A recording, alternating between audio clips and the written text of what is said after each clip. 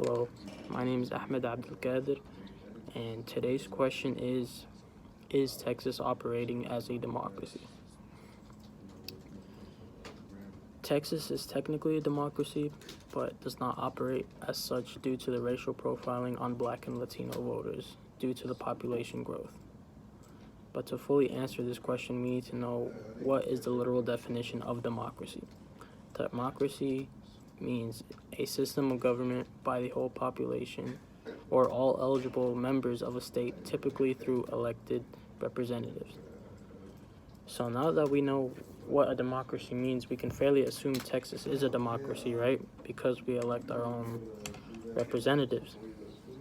Here in Texas, the rule is that with every population in Texas, like in communities and stuff, there should be a fair election. Like the community should have a fair say in who they want to elect as a representative with every population size, like within every district in Texas. And everyone who is 18 and older can vote, right? However, Texas is not operating as a fair democracy because of their voter ID restrictions that hinder Black and Latino voters.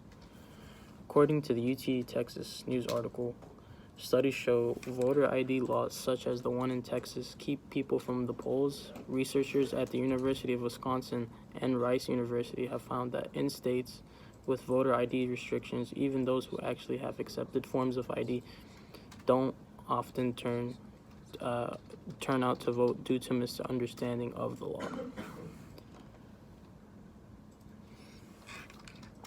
So the state's population grew by 4.3 million between 2000 and 2010, and the majority growth, as much as 90% by some estimates, took place within the state's Black and Latino communities. Because of this population growth, Texas has gained 4 additional congressional seats, which under the state's district maps went to white Republicans, and there was no opportunity for Black and Latino communities in the plan.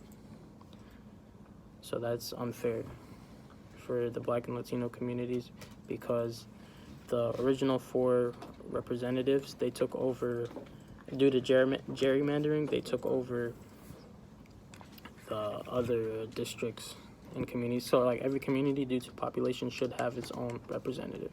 So there was an extra 4 seats and they were not given to any of those communities. They just stayed to the white Republicans. So in conclusion, due to population growth and gerrymandering, the Black and Latino communities should have a say to elect their own representatives instead of following white Republicans' rule. This is why I say Texas is a biased, unfair democracy, and rules should be put in place on how fairly representatives are elected from the population. Thank you.